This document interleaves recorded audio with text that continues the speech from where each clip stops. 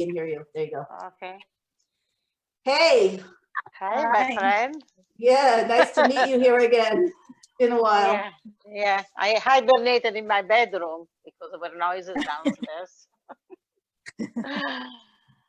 Okay, so first of all, I joined a little later.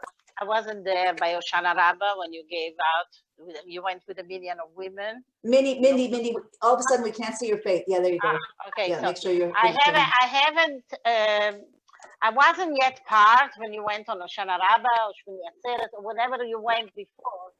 It took 1 million of women with Leah Pinson. I joined much later, but I remember that we decided to. It was the Rebbe was talking about Arboim Shana then, 40 years of was it the Messias? I don't remember. It was 40 years. 40 years was Mem Ches Tes, I think. No, that can't be. No, sorry, it was then.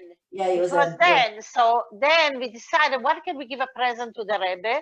I remember we were sitting with Shana Leiden and Shana Spritzer. We were all talking and decided that the women decided that they were going to make a beautiful, how do you call it? A beautiful pushka made out of silver in the shape of 770, and to give this as a matone to the Rebbe for Yud Shvat. Do you remember that? Or Rosh Chodesh Kislev? Of course. It was meant to be Rosh Chodesh Kislev, I think, but it wasn't ready. I think that Mr. Pekar did this beautiful silver pushka, and also there was a check put in, I think, with the money for the building of 770 or something like that. So Sterna was the one who spoke. And she was so scared, remember? It was her first time. Yeah, like speaking the Rebbe, about and referred to the Rebbe as Melech HaMoshiach, and about Enaim Leroy said this, and offered this as a present to the Rebbe. Later on, when you talked about this person that learned the Sikha, what was the Gab of 770, should have a Shlema, Rabbi Ket. And his wife was very involved, was like the Gabete in the Weiber show. Was it you who went to him? No. Or her? But they received somehow the check for building 770 from the women, and he looked at, the Rebbe has told them how he appreciated this whole thing. And I think that was also a move because they became part also, Mrs. Katz became very much part of our Moshiach committee when we wanted to do the Kabbalah Sponim, that he accepted to give us the shul for Moshe Shabbos. So, and then I remember that we decided we have to go out to the world, and that big ad was put in the Jewish press. Do you remember that?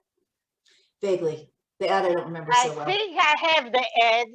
I'll take a picture and I have to send it to you. I have a whole folder. I'll pass it on, Pastor. And there was a Melave Malke, but like we didn't really identify, but it was the thing is, when in the shul, when we had the Kabbalah Sponim and it was filled up, I know that the Weiber, the women's shul became very full. And then I remember that Channel Light was running really around all over. That she went where today is the Koile, it was called Farbrengen on Kingston Avenue. And I think she had maybe Jonathan Hackner or somebody put a screen over there that they should be able to have a feed of what's happening in 770, and it filled up also with women. I mean, this is, I think, I don't know if Cherna is on and she can hear me, but I think that she also provided with food upstairs and downstairs. We learned of all the opening of 770 in that evening. The side step, the back step, there was many, many openings to get into 770. Now, the speakers that spoke at the Kabbalah Sponim we had Reb Zalman Gurari, Rabbi Yoel Kahn sitting there, Groner from Australia, Yitzchok Groner, Alav Shalom from Australia, Rabbi Gutnik, Alav Shalom from Australia. I don't know, try to remember, there were more. There were I think Rabbi Glukowski from...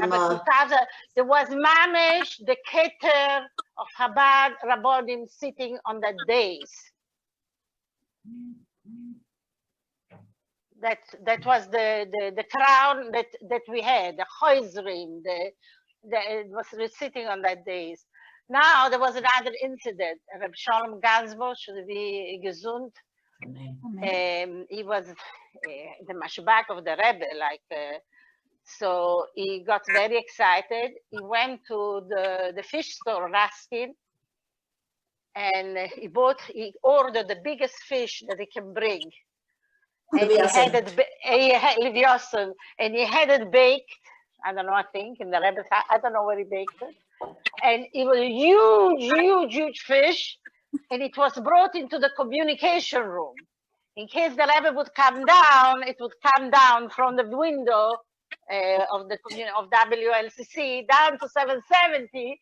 This huge fish that was prepared for the atmosphere, the emunah, that was so great.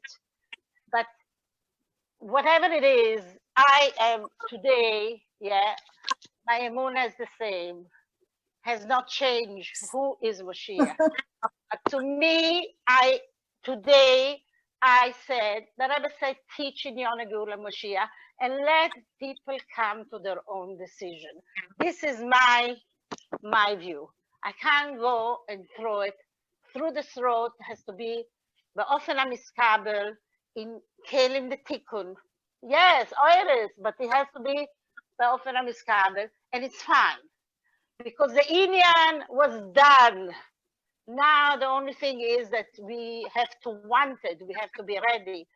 On Erev Yontev, I went and I scooped from the closet the tambourines and put them on the windowsill. I think they were the one my kids painted. I know where mine disappeared. I think it broke. And I put it on the windowsill. I said, Hashem, I'm ready. I'm ready. I'm ready. And even though we're sitting all in the house on Yontev, especially the last days, I wore the sheitel and the dress all day, all night till I went to bed because I said, how can I come in a tichel otherwise? It's coming. Okay, so that's what I can say on my part. So I became now today very involved in the Mifzoim. And there is a group, N'shei Chabad Mifzoim, headed by Hannah Morozov here in Crown Heights. And Baruch Hashem has expanded very, very big. A lot of nursing home, a lot of assisted living home, a lot of JCC. We go to the Brighton, we go to the streets. I go to a supermarket every week, give out, and we are there all the time. Brighton, on the boardwalk, for the ration, for this. We give out so much. Actually, if you want, there is a website called mymivtsoim.com where you can see what we did.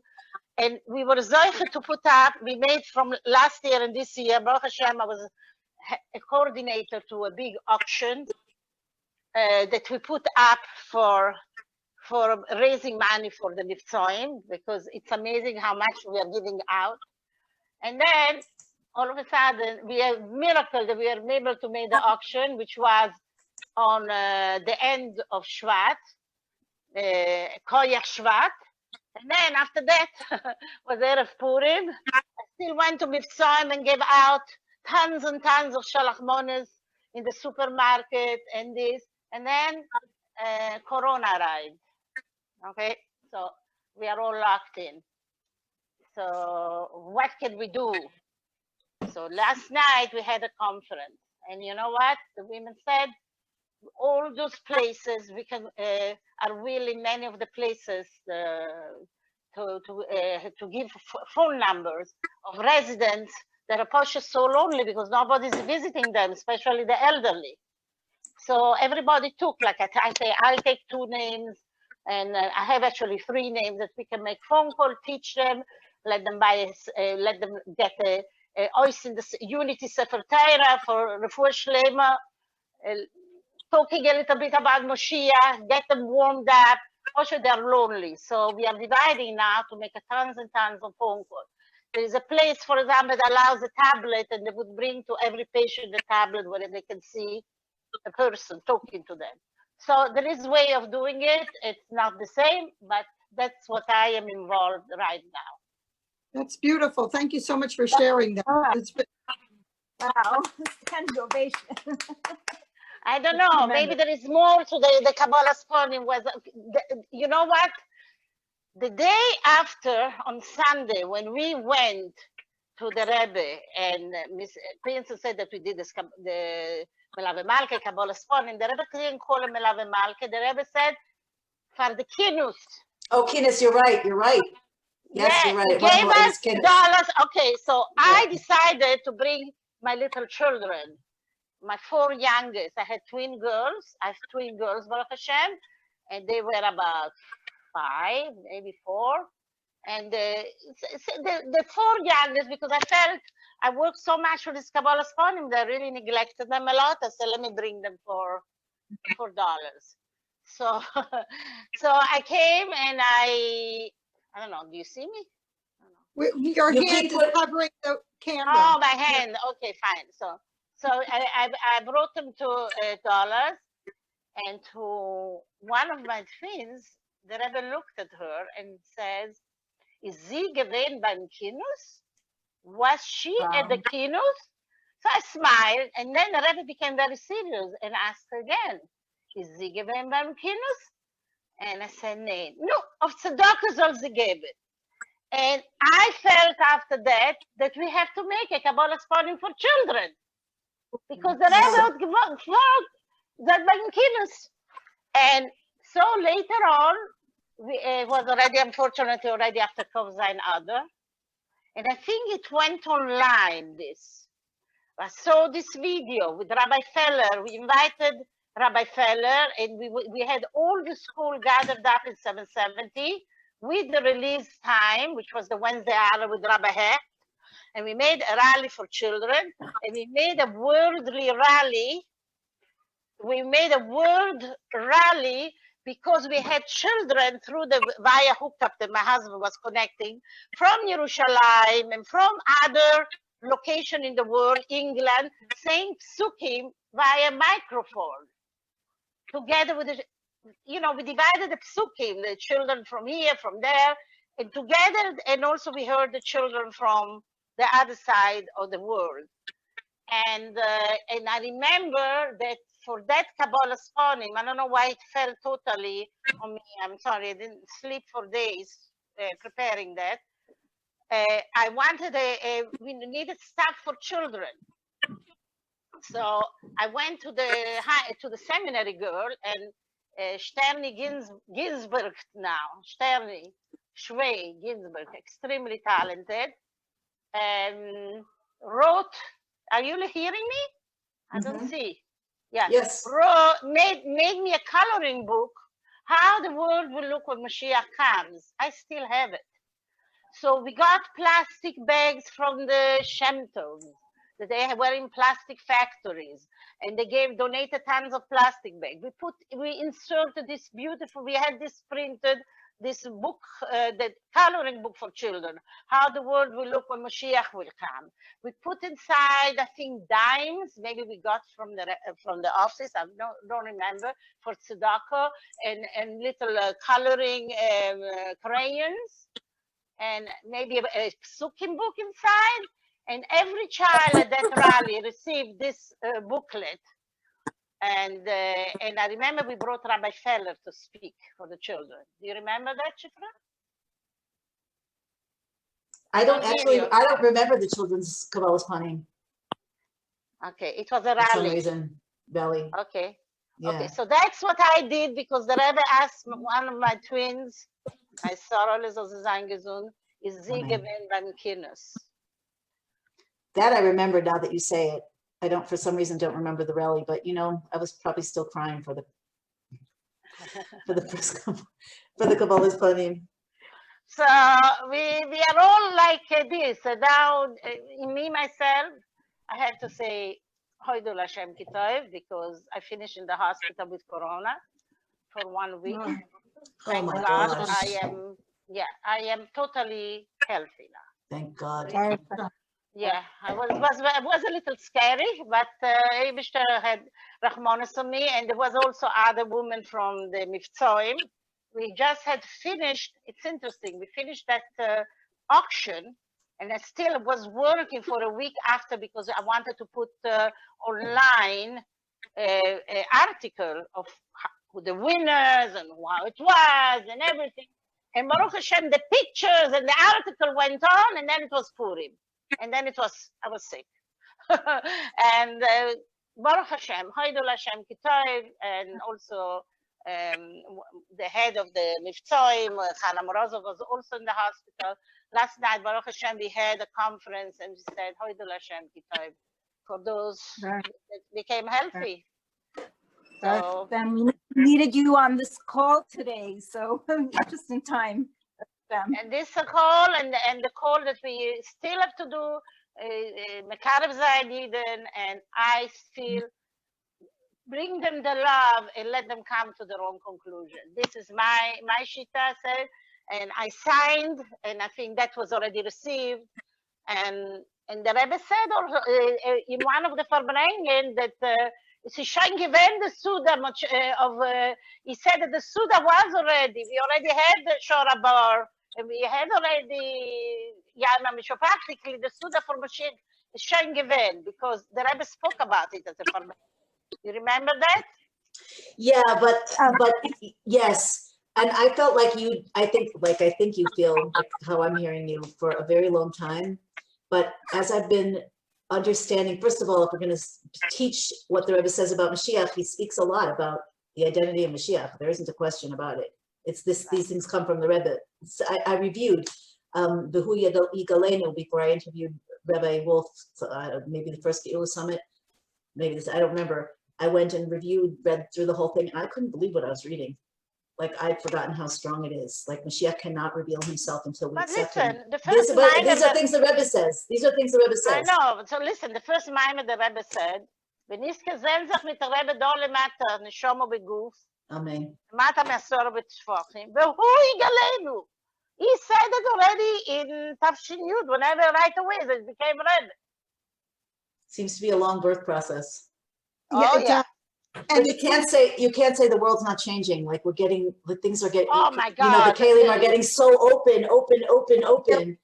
Yeah, I always compare it to like a dimmer light. It's like the light, it's coming through, and the same thing that woke all of us up, you know, and it was the same thing that, I mean, we were very energized back then, but since then we were like shrouded in this darkness, and all of a sudden it's like the lights are going on, and we all just felt it like out of nowhere. It's only I tell you what, it's only the women, because unfortunately there is a lot of abuse.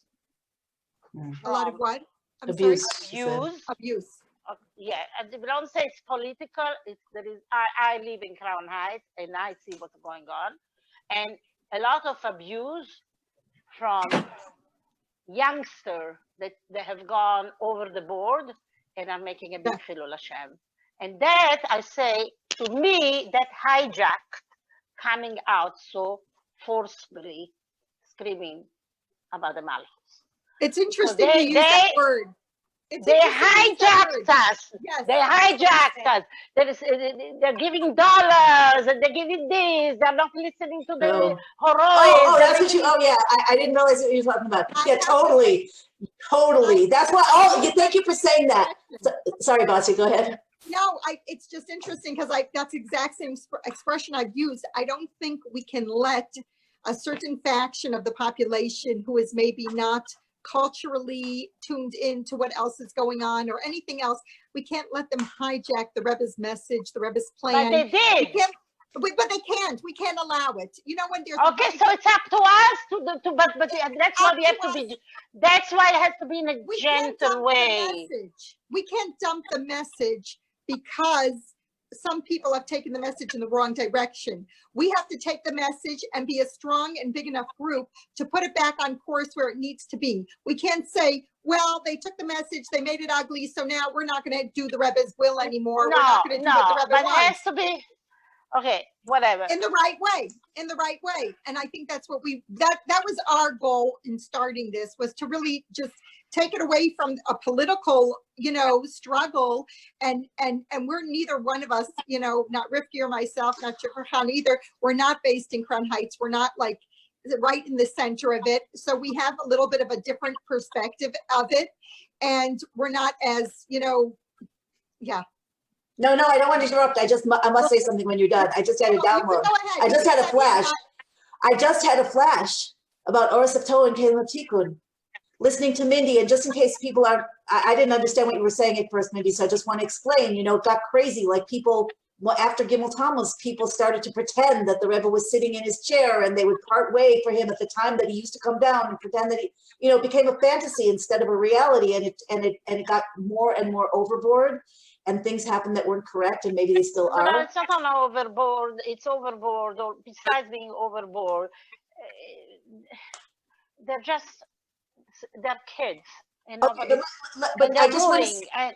But this is the thing. All of this was Oros of Tohu, like when we were doing it, and the Rebbe was totally with us. But obviously, it was Tohu in the sense that people weren't ready to receive it. Tohu is a light that's too big for the vessels. So somebody was asking in the chat, how come the guardians weren't letting it through? Most people weren't at first, although I forgot to say this, by the end of, right before Gimel Tammuz, I think the week before Gimel Tammuz, Ted Koppel of Nightline, the national news show, came to do a story on us, because the media also got very, very involved. And I had some, I had encounters with media, maybe for another time. But they went around, like the news does, they interview people on the street, and they heard from people of different ages. Do you believe the Rebbe is Moshiach? Yes. And everybody said yes. And then they went to look for the alternate point of view, and they could not find one single person in Crown Heights who would publicly admit that they didn't believe the Rebbe was Moshiach. So the opposition on the surface wore away. But obviously, I have to say, now that I'm hearing you, Mindy, I'm just thinking, it's a piece is coming together, that the Kalim, where this could actually be real to us, they weren't built enough. It was still okay. If the Rebbe says it's good, so it's good. But the Rebbe said to us, you say you want Mashiach now, but if we really, in Koch Nissan, the Rebbe said, if we really wanted Mashiach, if we meant it with an emes, then it would have come a long time ago. So I think in the last 28 years, 30 years, we've been building the Kalim. We've been, learning more, internalizing more. Not everybody, maybe not all the time, but something's been changing in the collective consciousness. And I think that those Kalim of Tikun are now ready. I find this is an unfiltered conversation, but when I talk on, in my interviews or when I teach, it's very, very, very, very easy to explain the role of a central soul. It's very easy to explain how Mashiach is included in each one of us, and we're included in Mashiach. I have seen zero resistance. And that did not used to be the case even like 6 months ago when I wanted someone to speak. But listen, they made the So dance with tambourine the whole world. So what's that lady that made the dancing all over the world? What's her name? Rivka Malka. Yeah. Proman, yeah. Like I said, oh my God, like the world is finally waking up. Can I say something? Please. Just listening to all this, I just want to emphasize to ourselves and everybody on the call and those who will listen to the call, I think what we're seeing is that obviously, it's going to be us women. The Rebbe gave it to us and is continuing to give that ability to us. And like Asi mentioned before, one of our primary goals is to give all these Halakha concepts the importance, the chashivos, and to cherish them the way the Rebbe did cherish them, to to bring that back. And I always think of the mashal as, we are the stewardesses on the plane, where we trust in the captain to land this plane home. And even if there's some turbulence, the passengers on the plane are depending on us for their safety. So we've got to know our lines by heart, and we've got to also make the passengers comfortable at the same time and keep them at ease. So even if there might be some confusion still, or some tension or some resistance, Baruch Hashem, that's kind of been fading. But we as the women have to feel, and we are so empowered. We're not helpless, we're not victims, we're not banging our heads against the wall. Women, we bring in Shabbos, we bring beauty to the world, we're bringing Moshiach to the world, and we're not misfold from, this, that, and the other. We're definitely, like Shifra Chana mentioned before, not tzchuni, but nitzchuni, like the nitzach is so close. We can see it and we can feel it. But what I want to ask while people are still on is, what about now? In other words, maybe that was all like a fire drill, but we're ready for the real thing now. So wouldn't it seem, I know there may be some, burnout or some, we've been there, done that. First of all, our younger people that were even born after Gimel Tammuz, there are so many people that were not aware of this whole history. I mean, I was on Shlichus at this time. I wasn't living in Crown Heights anymore. And this is the first time I'm hearing all these details about that Kabbalas Panim. So just to make the Rebbe more alive and more real for us and for our generation and for our youth, and to make the concept of Mashiach actually appearing and revealing himself something very tangible that can likely happen at any moment. If the Rebbe said, there was, I'm sorry, I'm just going to digress for a moment, but I remember Chaya Tilden once saying when she was in Machon Chana, she remembers that the Rebbe told the dorm mother that she should make sure that the door gets locked every night. Yeah. And she said they had like this whole Farbrengen, like, what did the Rebbe mean? What's the concept of locking the door? And she even said one night she was out, I think on a shidduch or something, and she came back late and the door was locked. And she was like pounding on the door. And she was so upset, like, how could you lock the door? And it was past curfew. And they said to her, the Rebbe meant it when he said, lock the door so you can be safe.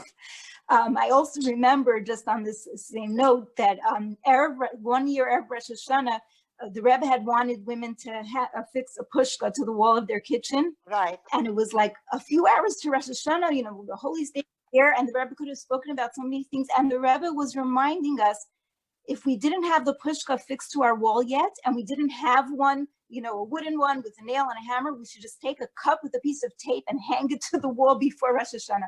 So besides everything else, the Rebbe was extremely practical and he was extremely literal. So if he said that all that is left to do is to literally greet Mashiach, maybe he meant it. So why would we not try to reenact? And I have to say that is what we have been trying to do, but it is difficult to get, I guess, your generation or the women who were very involved at that time, who kind of feel like, okay, we've done all that, to get them back on board, then to get the youth on board who were not around and didn't get all the kiruv and the chizuk and the giluyim that you've received. On the other hand, if this is for real, it's not the fire drill, it's for real. How do we greet a king if we really do believe that he's going to be revealing himself? Isn't that a parade that we should be, we're not so into the flags and the banners and the paraphernalia, but on the other hand, even if a president was coming to town, we would be lining the streets, with trumpets and having our doors open. And in a way, ironically, it's kind of happening now. Corona, the cars are going up and down the streets with the music. It was like, okay, you didn't do it that way, so you're going to be forced to end up doing it, having the parades with the music in the streets. So I guess it is happening, but my question really is, why would we not bring this all back and reenact it at this moment when it's really, really about to happen? I think also first to sign up and to do whatever they can to show their commitment. I think what's really needed, my thought is that this in Yani Mashiach, I think the Rebbe is stressing in Yani Mashiach and Geula over and over and over again, is the part of us needing to give over like this Farbrengen, or just the practical learnings, the teaching, the things, so that people, just like we were inspired back then, and you guys were like really inspired to actually go and do something.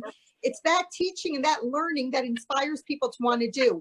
I don't think we can't replay exactly what we had because we're so many years into this And we're already. not standing in, the Rebbe's not standing in front of us. And So the Rebbe is that, yes, and that's a big point. Like Rifki told this to me. I don't know where it came from, but the concept of Kimu Masha Kiblu Kfar, that at Har Sinai the Yidden were like forced. yes, oh nice. And then we were standing in front of the Rebbe. You said nobody, the news stations came and there was no resistance. Nobody said anything against. And that's really because we were standing in front of the Rebbe. It's like it kind of all the confusion falls away. You're standing in front of the light. It's very simple, and we accepted. So we were kind of like forced at that time. And I feel like that's why that was the trial run. Yes, And now exactly. we're like at the story of Purim.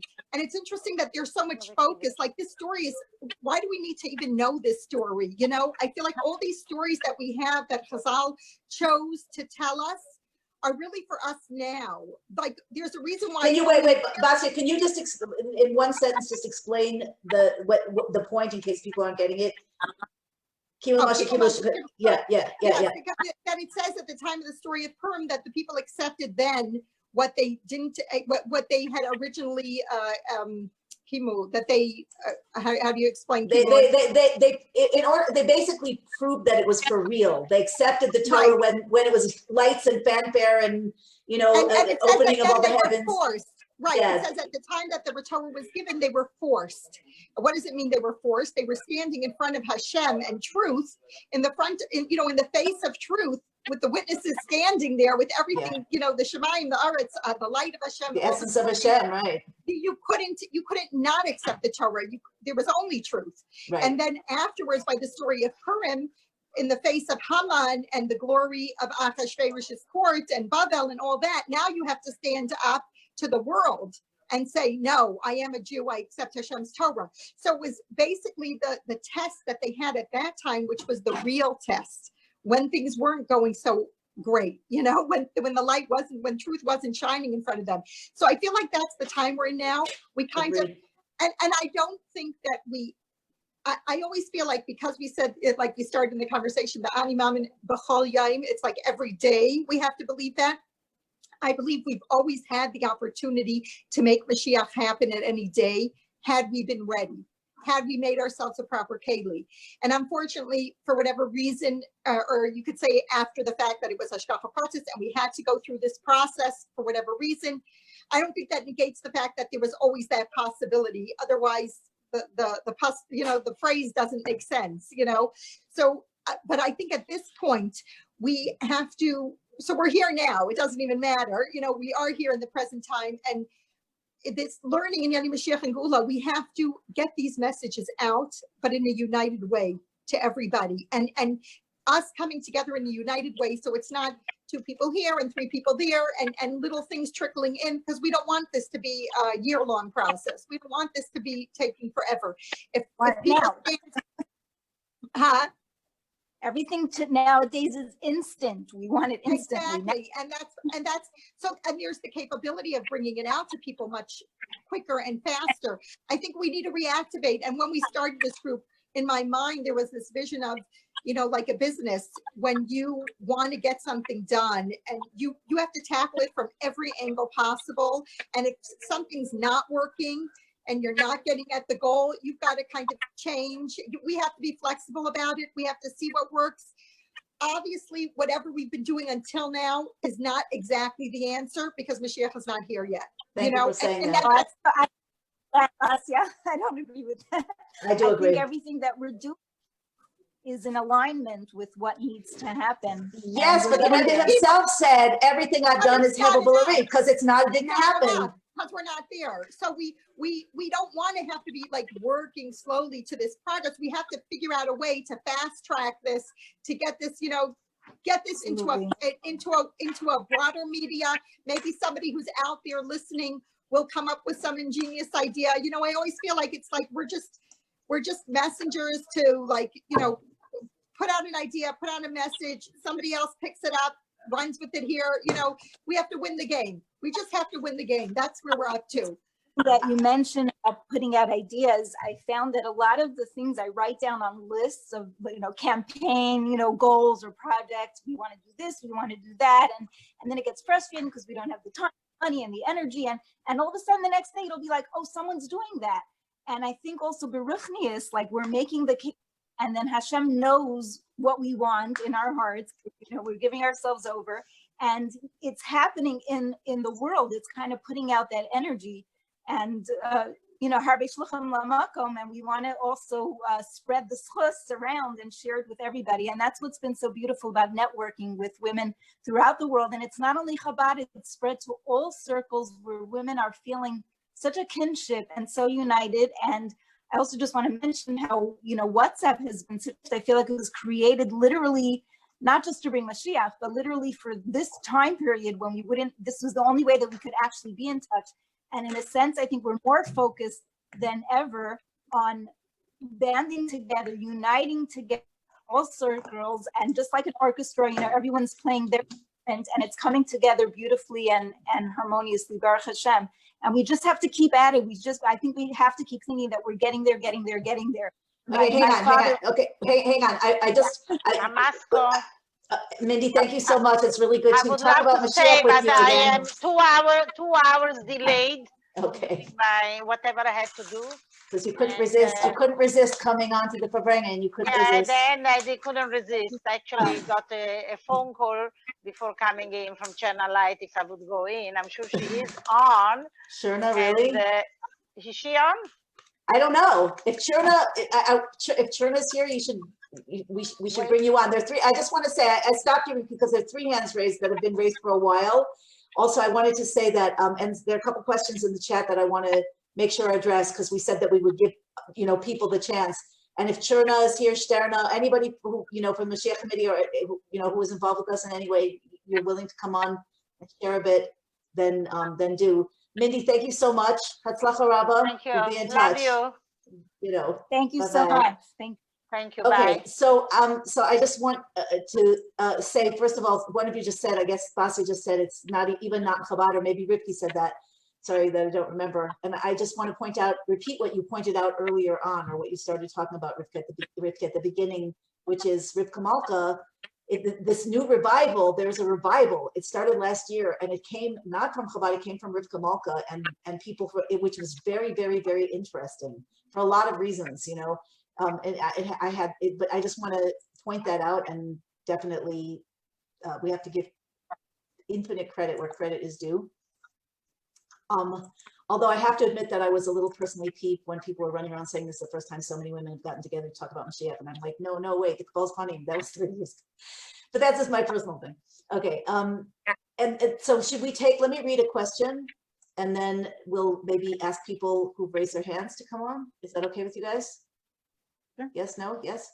Yeah, sure. So, okay, so actually this is more like a statement, but I want to read it anyway. Ani. Lipitz, in my humble opinion, I think the key piece is to embrace that the Rebbe said that Geula is already here and that Moshiach is already revealed. When we start making all our choices, and choice, the Bechira, true free choice is the power of essence, and Geula is all about essence, Atzmos. From that place, we elevate our consciousness, open our eyes, as the Rebbe told us, and literally change the nature that we're seeing, so that we are able to physically see that the Rebbe is already revealed.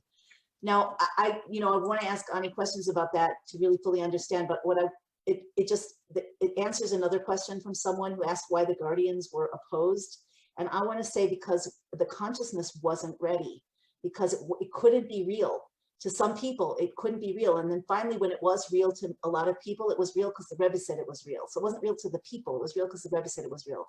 In my opinion, in the last decades, and now, and this is how it all segues together, because Rivki's 100% right. The Rebbe was, the word practical seems diminishing in a way. It's like everybody could be, but it's even stronger than that. Like he was totally grounded in he brought everything to the ground, everything to the, to the finish line. And so Rivki is inviting people, and I want to make sure that's clear, to sign like we used to do, that the Rebbe encouraged so much, that David Nachshon used to do, to sign if you feel moved to and her stance is, and you'll see if you read the PDF that we'll share of the David Nachshon story at the end, is her statement that that even if you don't feel really ready and you don't really understand, but when we blow the shofar on Rosh Hashanah, and we crown Hashem King, which is a parallel, is a fractal. So we don't have to be, it's great if we're ready, if we study, if we know what we're doing, if we have the awareness, but as long as we're ready enough to bring ourselves to the table,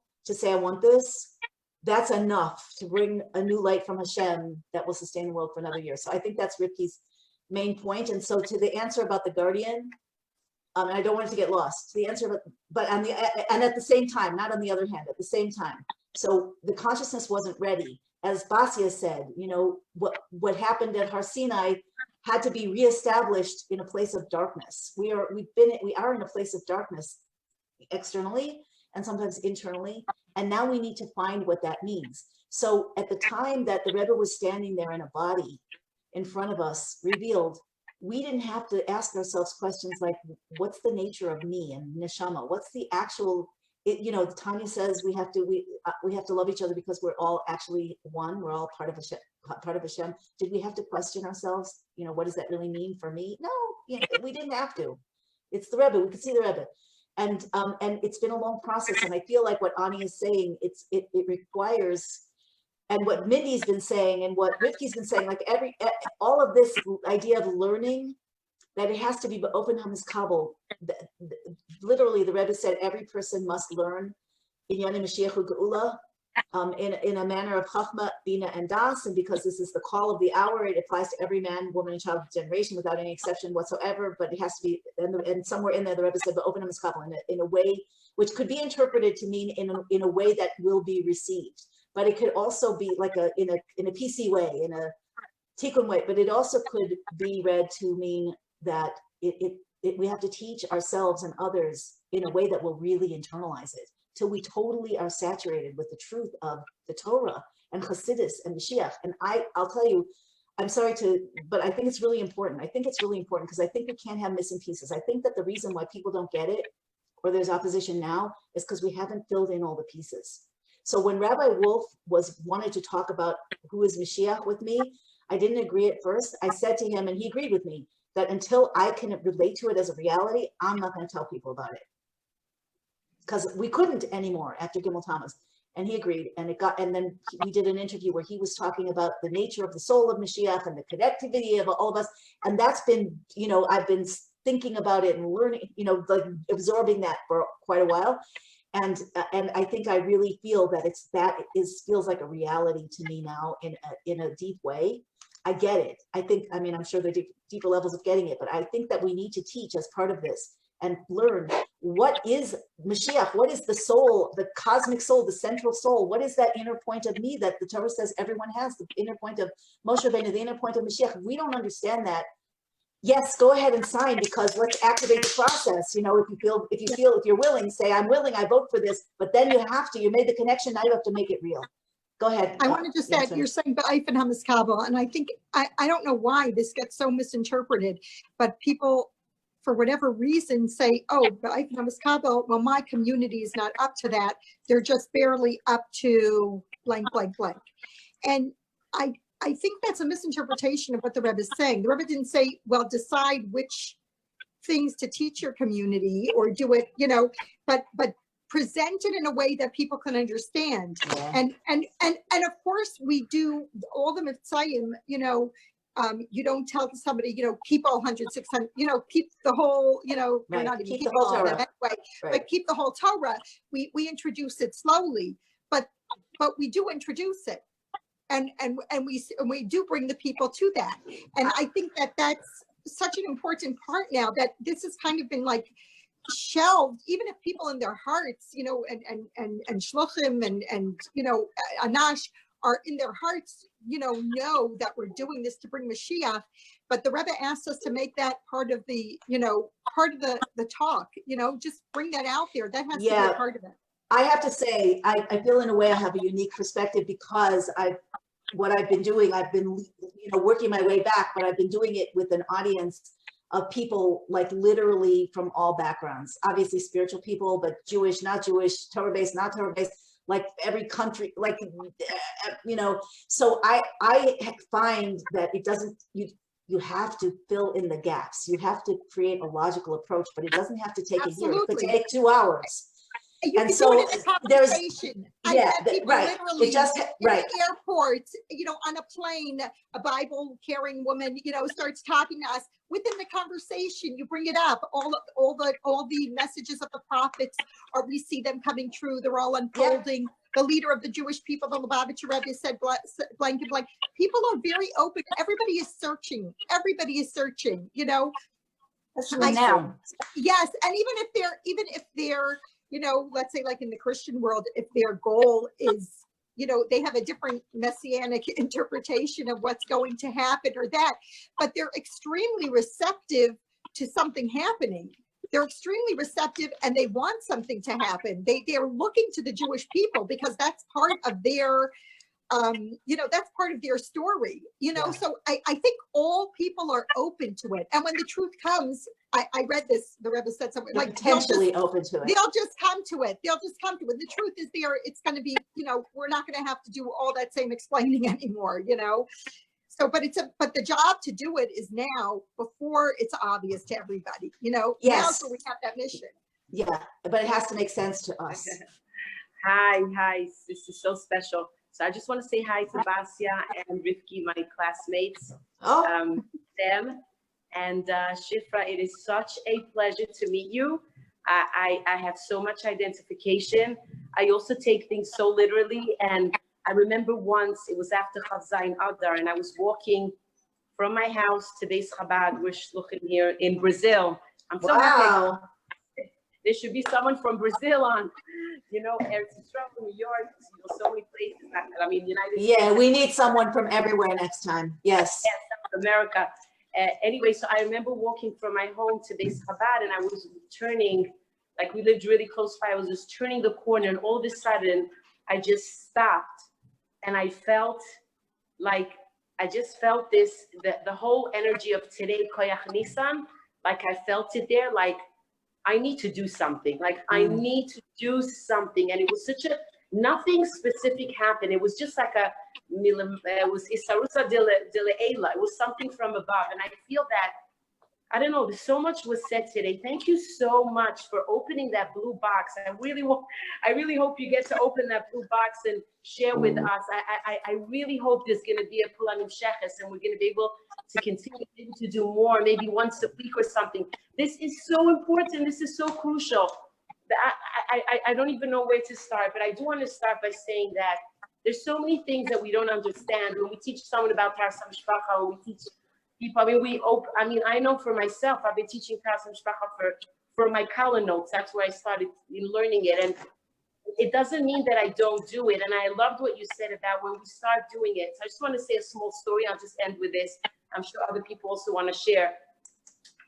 But I had this girl and she was coming to my Tanya classes, and then I had a baby. My husband was giving over those Tanya classes. And then my husband told her, says, I have someone for you. So they got engaged. And he was like a little bit apprehensive, her wearing a sheitel. And she said, no, I want to wear a sheitel. My two sisters, they're Bali Chubas, they were wearing sheitel. So he said, I don't think we're on that level. So she said such an answer, and I think it's the same answer for everything, for Geula mindset, for Geula living. She said like this, she says, when I put on that sheitel, I'm going to be on the level. And I think it's the same thing. It's like, okay, so we want to live Geula. So you know what? Let's start doing it. Let's get onto this call. Let's open, a letter. Let's open a sicha. Let's make a phone call. Let's talk. And you want to know what you said about that the whole world, we don't have to, I feel like as a shlucha here, like, I don't have to tell anyone about Moshiach. People are asking me, and everyone, all walks of life. And I also just want to say something about what you were saying, Basia. Basia, I love you. Rivki, I love you. I love you all. I just want to say something about what you were saying about, but we need to get there. We need to get there. We need to get there. I think there's also a little point here, and I think it's important that we ourselves, as Jewish women, shluchais, Chabad, Mishichis, whatever you call yourself, whatever category you put yourself in, we have to start telling ourselves and others, and also Hashem, that we are ready and we have done amazing. We have done amazing. Look how much we've done. Like we're at it already. Oh, this is missing. We have to stop speaking Lashon Hara about ourselves. Sorry for saying that word, Lashon. Like, we have to show Hashem that although it's not perfect, it is perfect. We're perfect in the imperfection. And this is exactly like Moshiach is ready to reveal himself. We already accepted Moshiach as the Jewish people. Everyone did it in their own way, greeting and receive Moshiach, Mashava, Dibur, Maisa, whichever way you did it. We did 3 Kabbalas Moshiach here. We did whatever it is that each person did in it. Somebody had maybe just a second, like a tshuva thing, like in their heart. That was their Kabbalas Moshiach. For other people, maybe for you, Shifra, for your level, it was what you did, which is amazing. And I'm looking forward to hearing more of what you did. For Rifki, it's whatever it is. For every person, they're receiving Moshiach in their way. And I'm just going to finish by saying about tshuva. The Rebbe says when someone has Hirei tshuva, like one spark of an instant that they have a tshuva, they're at Tzadi Gomer at that moment.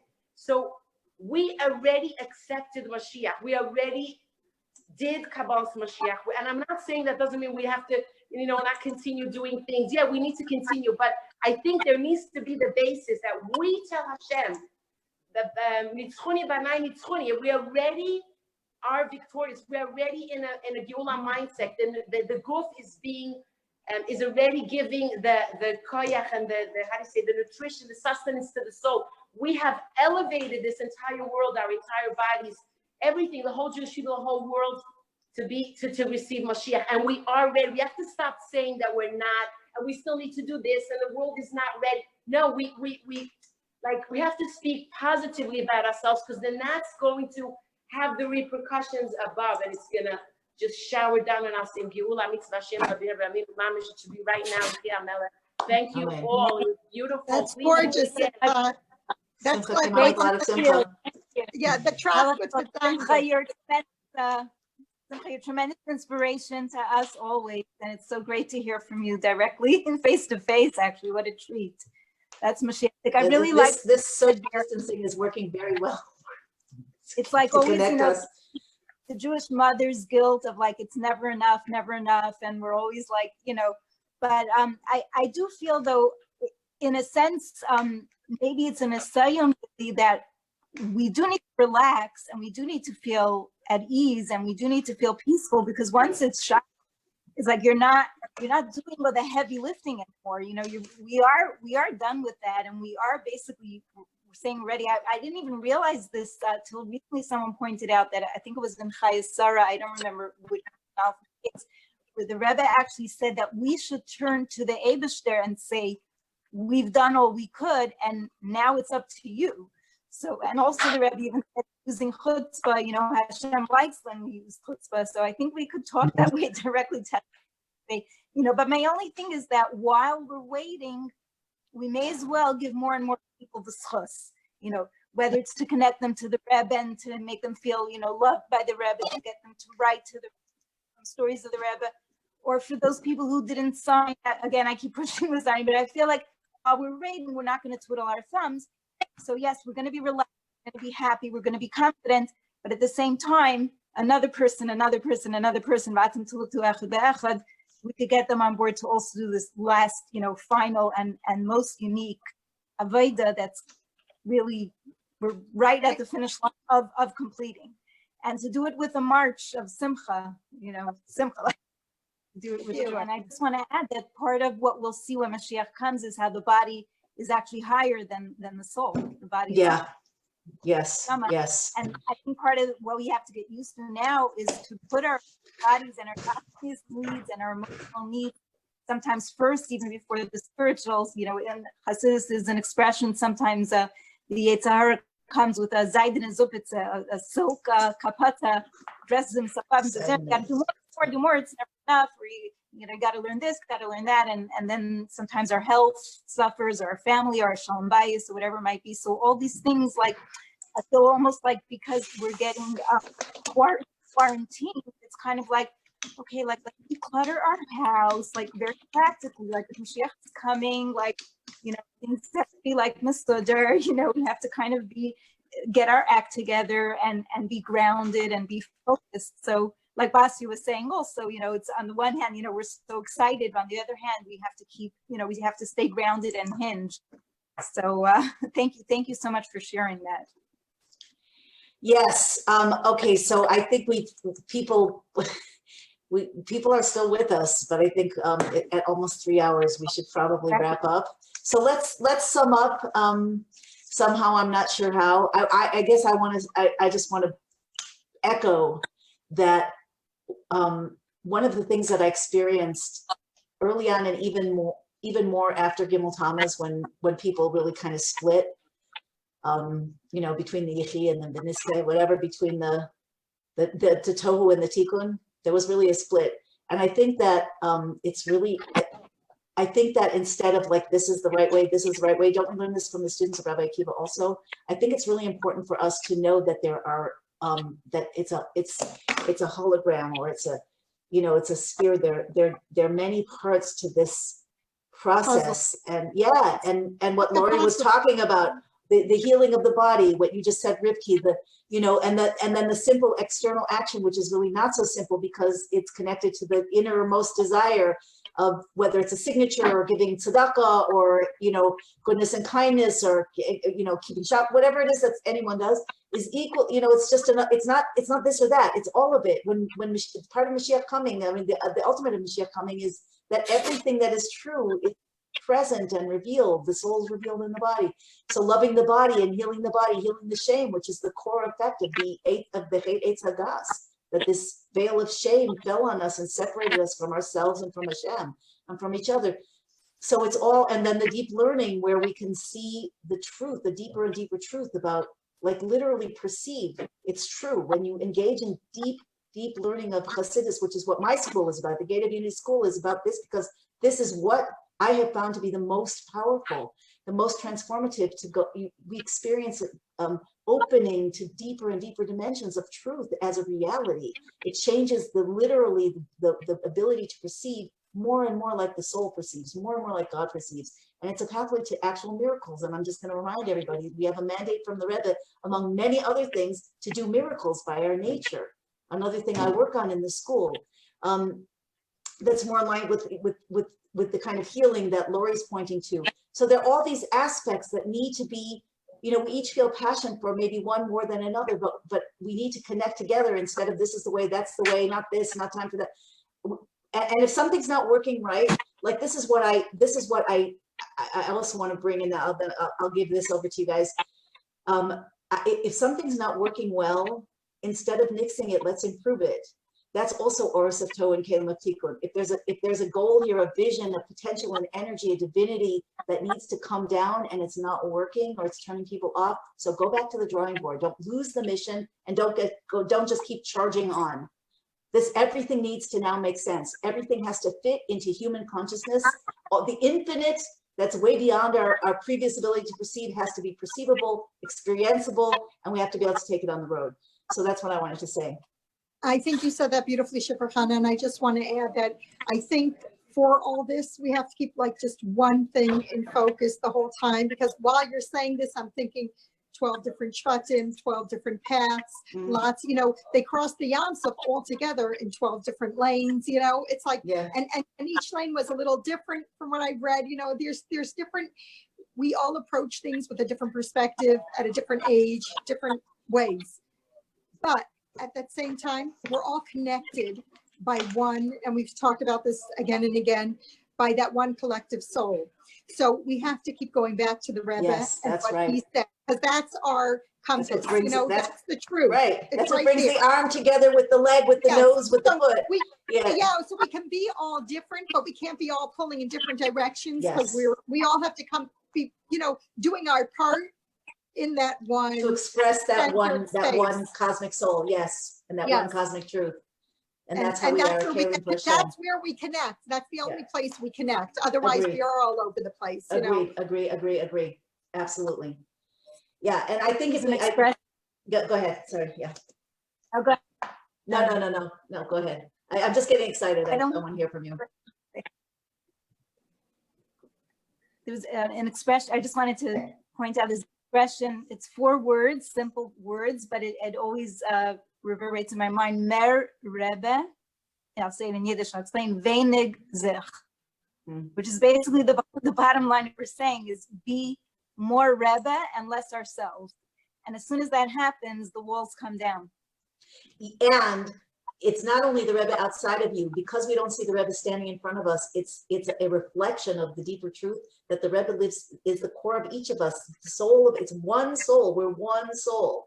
To make this not weird, Chassidus teaches us that we are literally one soul. In each of us is a piece of God, and you can't subdivide God. And that collective, that which keeps us together is embodied in the leader, the Nasi, every generation from Adam to, the patriarchs, to Moses, to Moshe, to ultimately to Moshiach. And as we're proposing, the leader of this generation, the final generation, is the orphan generation, because we're not going to have another leader, because it's time to wake up that Moshiach within us. And all of these things that we talked about, and so much more. And again, the learning is so essential, because that changes your perception of reality. And I don't like to think of us as the orphan generation, because I like to feel like the Rebbe is really here with us, and everybody in the internal. Yes. Whether people are connecting right. at the Ohel or wherever they're connecting, they feel the Rebbe right here with them. True, but the Rebbe is not. I can tell you, the Rebbe. The Rebbe not only can't see him, he's not updating us. He's right, or he's updating us, but from the inside. The deeper we connect, the more we feel the updates coming from the inside. It's not in the open, clear way that we'd like, but I think it's interesting. You're just saying that, and there's that the whole point of our generation, we're like, being that we're all one thing. So the Nasi of the generation, which we say represents Malchus and kingship, and that's the role of Melech HaMashiach, like reflecting God's kingship in the world, and showing us how to serve Hashem properly. David HaMelech being like this, the king with the Torah, total bittul to Hashem. I think that's an indication of what our avodas Hashem has to be, and what you were just saying, Rifki, about that bittul. We just have to make ourselves totally bittul to what the Rebbe's message is, and it's not so much about our comfort level in giving it over. It's more finding a way to make ourselves comfortable to give over that message. But it's not about us. It's really just not about us. And I can say personally, this is totally not my thing. I'm not a public person. I don't like being out there. But I just feel, I came to a point where I feel like, you know what? This is not about what we, are feeling. This is about the mission of our, you think of yourself. It's about what our soul came for. It's about what our neshama wants. It's not what our personality is. It's what our calling. It's what our mission is. Not what we think about the mission. Ripke really wants to say something. No, I'm sorry, I'm following all this, but I just wanted to say, when you said that we're not getting any updates, but somebody, and again, like Basti said, if wherever you feel the closeness, whether it's at the O, whether it's in 770, whether it's in your own home, but ever since Gimel Tammuz, my sanity, my oxygen has been communicating with the Rebbe through the Igros Kodesh, which I'm sure most of you are familiar with, just the volumes of the letters of the Rebbe that we have, and not to make a game of it and not to take it lightly and ask the Rebbe, should I go around the block? But I, maybe because I need it so much, but I reached out to the Rebbe so many times, and I should probably write a book about some of the answers were just like ear splitting, where I felt so much direction. And I just want to say, especially the recent years since being very involved in the Moshiach work, I feel so indebted and thankful to the Rebbe that he's been giving us so many brachas and so much clarity as well. And I'll just give you an example, if I may, and this is going to lead me to my closing words that I want to leave with. Is, when I was invited to speak at the N'shei convention, the spring convention in 770 for a couple of minutes, and it was so challenging for me to figure out what to focus on. And of course, one of the things that I am very passionate about is the Kabbalah Samalchus, but even within that, what's the most important? The Machshava, the Dibur, the Maisa, the learning, the making the Kabbalah Samalchus, kinos or signing. And I wrote to the Rebbe for direction, and the Rebbe gave me such a gift that I'm so thankful for to this day. I opened up to a letter where the Rebbe was writing to Reb Zusha Rifkin al V'Shalom, who was actually like a Mishachist before his time. He was ahead of his time. And he and his brother had opened a shul in Kfar Chabad, and they named it for the Rebbe. And they were writing a Torah, and they wanted to invite the Rebbe to the Achnasas Sefer Torah as Melech HaMashiach. They wanted the Rebbe and the Rebbe to come as the Melech and the Malka.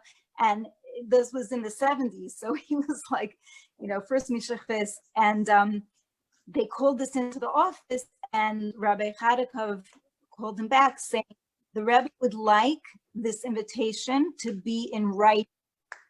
And it's actually very hectic. They were planning this event, and they said, you write about it afterwards. Does it have to, we could tell the Rebbe the details. And Rabbi Chadakov repeated again, no, the Rebbe wants this invitation to be in writing. And the many Hasidim, hundreds of Hasidim, Kfar Chabad and over Eretz Yisrael, they ran to the mikveh, and they came and they signed this invitation. So this was way back then with the signatures, and they came. He came to the Rebbe with 600 signatures. The Rebbe gave him $600. Later, another 600 signatures came in. The Rebbe gave another $600. So when I opened to this letter, I felt like the Rebbe was kind of like giving his blessings and endorsing, go ahead with the signatures. And, I kind of feel like in a way, maybe because it's so simple, maybe that's why it's complicated, meaning like the Satan has to try in some way to take something that's so simple and make it like, and I've asked this of many mashpiyim, like, why do you think people have such a hard time with it? Like, if the Rebbe spoke about saying Yechia Melech, like, why is it so complicated? Why is it so difficult? Why is it so political? And basically the answer they keep giving me is just, it's a nice Satan, because really it should not be so complicated. And I invite people to do this little exercise. If you can just take a pad of paper, a notepad, and on one side write reasons to do Kabbalah Samachos, in other words, reasons to say Yechi, reasons to, sign Kabbalah Samachos, reasons to sign other people up in Kabbalah Samachos, and see how many you can come up with. And then on the other side, make a column, reasons not to. Okay.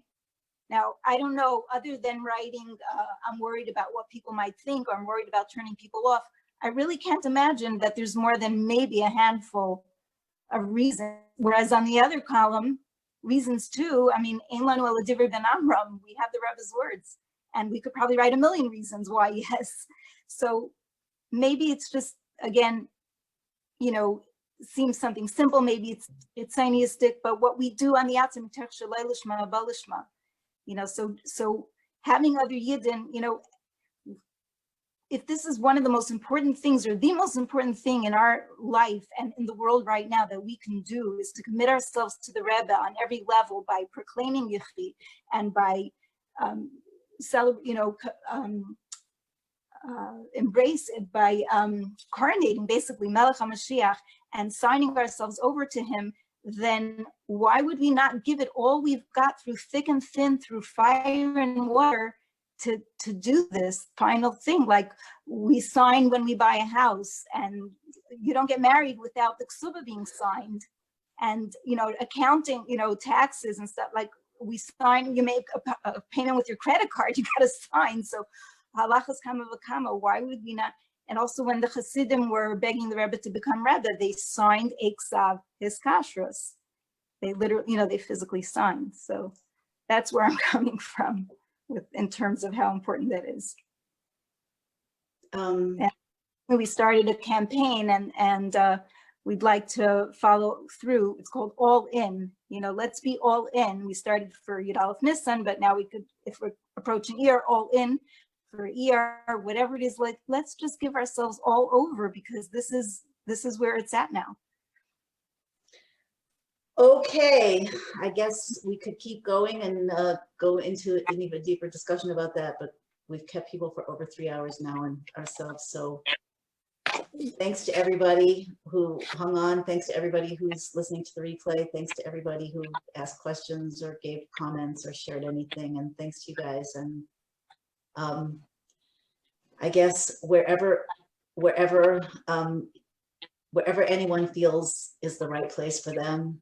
I think the ultimate, I guess I do feel like I have to say this, since we said we're going to be very real.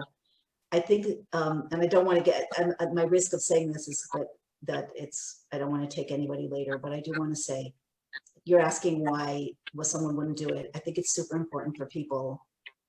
The Malchus within us wants us to feel like we're doing things out of our free choice. So presenting the perspective, what the Rebbe says about it and so forth is very important, which is why we're here. At the same time, if somebody is signing something because the Rebbe said to sign it, that's not their free choice.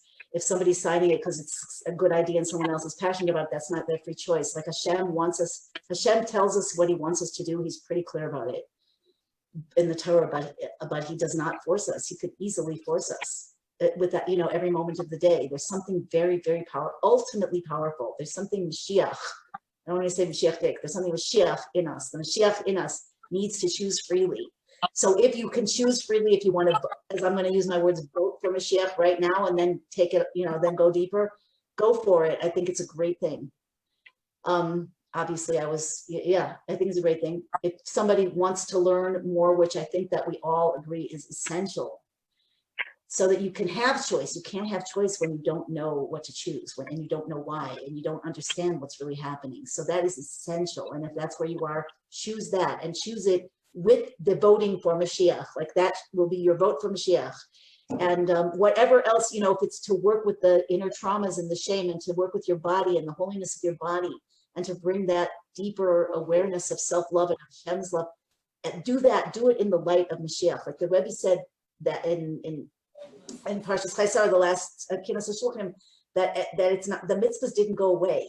There are many mitzvahs. They're all Hashem. They're all an expression of Hashem. But now everything has to go through the gate of Mashiach.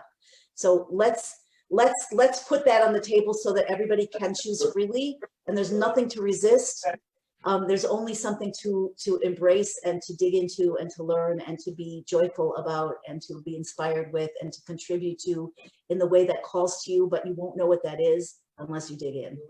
So that's, I guess, can we all vote on that's that? beautiful. Thank you, Rivki. Thank you, Shifra Chana. It was so nice to be here together.